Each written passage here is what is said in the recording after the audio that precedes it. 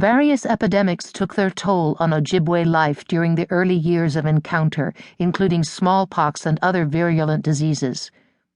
A deadly virus with no cure, smallpox was feared, especially in an age when the practice of inoculation was not widespread in the geographically isolated Great Lakes region.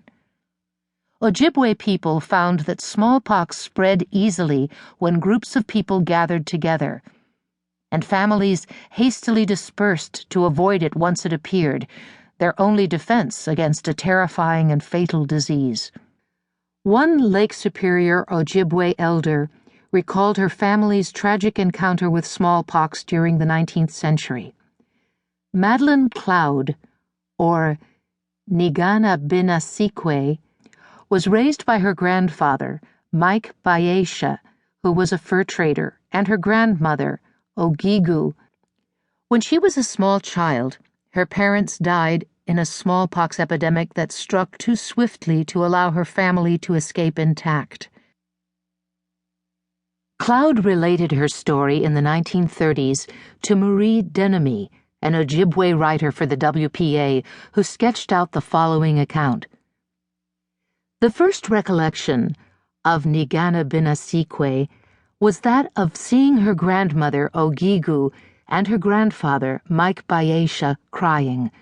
She wondered what it was all about, and looking across the campfire, she saw her mother, Bemosekwe, lying down covered with a blanket. She was later told that her mother had died of the smallpox. Whole families had been wiped out by this horrible plague, including Gekekus, her father, who was a full-blood. The Indians feared that the disease would exterminate all of them, and in panic fled for safety. Nigana Binasikwe, with her parents and grandparents, were also in flight when the scourge overtook them. Fortunately, Madeline Cloud did not contract the disease and was left with devoted grandparents to care for her. She went on to have not only a happy childhood but a long life. Cloud attributed her survival to extended kin and community, saying she deeply loved her grandparents, who each provided for her in their own way, her grandfather by hunting and her grandmother by seasonally harvesting food. She emphasized the spirit of cooperation that existed in her childhood. It was the custom of the Indians to share with their neighbors the benefit of the hunt. They lived as one large family, sharing with each other whatever they had. The presence of Europeans and the formation of new economic relationships between indigenous people and their trading partners had already created profound social changes in places like Madeline Island and the surrounding Shawamagan area of Gitchigaming by the early 19th century. Many indigenous women had married European or Euro-American men, making it possible for the political economy of the fur trade to expand and for personal alliances to produce new structures of kinship in Anishinaabewiki. The most successful unions for traders were marriages to the daughters of leading Ojibwe families.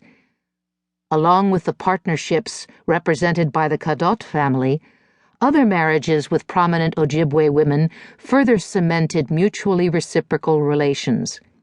The daughter of Chief Buffalo of La Pointe married trader Benjamin G. Armstrong during the 1840s, giving him entree into the Lake Superior Ojibwe communities.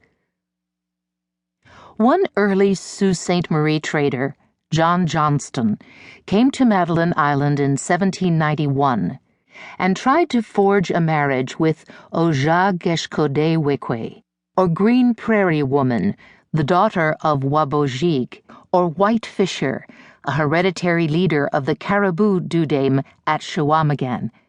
White Fisher was skeptical of the union, having witnessed too many short-term alliances between traders and Ojibwe women without the give-and-take expected by the Ojibwe community.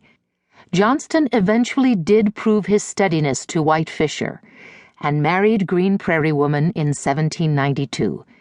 They raised 8 children after resettling at Sault Ste. Marie.